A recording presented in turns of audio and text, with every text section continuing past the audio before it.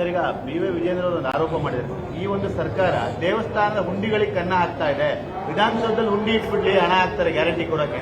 ನೋಡಿ, ಯಾವುದೇ ಆಕ್ಟ್ ಇದ್ರೂ ಕೂಡ ಒಳಗಡೆ ತಾನೇ ವಿಧಾನಸೌಧದ ತಾನೇ ತೀರ್ಮಾನ ಆಗೋದು. ನಿನ್ನೆ ಅಷ್ಟೊಂದು ಪ್ರಾಧಿಕಾರಗಳನ್ನು ರಚನೆ ಮಾಡಿದ್ವಿ, ಎಂಡೌಮೆಂಟ್ ಆಕ್ಟ್ ಅನ್ನು ನಾವು ತಂದಿದ್ವಿ. ಅವಾಗ ಇವ್ರೇನು ಕಡಲೆಪುರಿ ತಿಂತಾ ಇದ್ರಾ? ಆಮೇಲೆ ಇವ್ರು ಏನೇನು ಮಾಡಿದ್ರು ಇವ್ರ ಕಾಲದಲ್ಲಿ? ಅಂಜನಾದ್ರಿ ಬೆಟ್ಟಕ್ಕೆ ಎಷ್ಟು ಕೊಟ್ಟಿದ್ರು ಇವರು ಡೆವಲಪ್ಮೆಂಟ್ಗೆ? ನಾವು 100 ಕೋಟಿ ಕೊಡ್ತಾ ಇದೀವಿ. ಇವರು ಹನುಮ ಧ್ವಜದ ಬಗ್ಗೆ ಇಷ್ಟು ಮಾತಾಡ್ತಾ ಇದಾರಲ್ಲ, ಅದರ ಅಭಿವೃದ್ಧಿಗೋಸ್ಕರ, ಹನುಮ ಹುಟ್ಟಿರುವ ಸ್ಥಳದ ಅಭಿವೃದ್ಧಿಗೋಸ್ಕರ ಎಷ್ಟು ಕೊಟ್ಟರು ಅಂತ ಅವ್ರು ಬಾಯ್ ಬಿಟ್ಟು ಹೇಳಿ.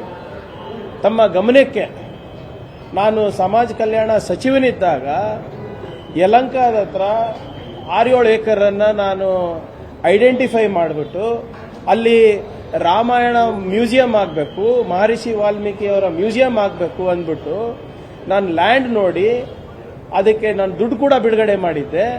ಕಳೆದ 4 ವರ್ಷದಲ್ಲಿ ಇವ್ರು ಯಾಕೆ ಮಾಡಿಲ್ಲ? ಇವ್ರು ರಾಮ್ ಭಕ್ತರಂತ ಹೇಳ್ತಾರಲ್ಲ, ರಾಮಾಯಣ ಮ್ಯೂಸಿಯಂ ಯಾಕೆ ಮಾಡಿಲ್ಲ ಇವರು? ವಾಲ್ಮೀಕಿ ಮ್ಯೂಸಿಯಂ ಯಾಕೆ ಮಾಡಿಲ್ಲ ಇವರು?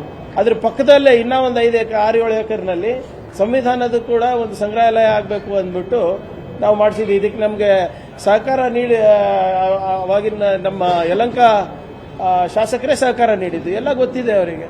ಇವರು ದೊಡ್ಡದಾಗಿ ಹಿಂದುತ್ವವನ್ನ ಬರೀ ಚುನಾವಣೆಗೆ ಬಳಸ್ಕೋತಾರಲ್ಲ, ಅಧಿಕಾರ ಇದ್ದಾಗ ಏನ್ ಮಾಡಿದ್ರು? ಎಷ್ಟು ಕೊಟ್ಟರು ಅಂಜನಾದ್ರಿ ಬೆಟ್ಟಕ್ಕೆ? ರಾಮಾಯಣ ಮ್ಯೂಸಿಯಂ ಯಾಕೆ ನಿಂತಿದೆ ಇವತ್ತು? ಅದಕ್ಕೆ ಉತ್ತರ ಕೊಡ್ಲಿ ಮೊದಲದಾಗಿ.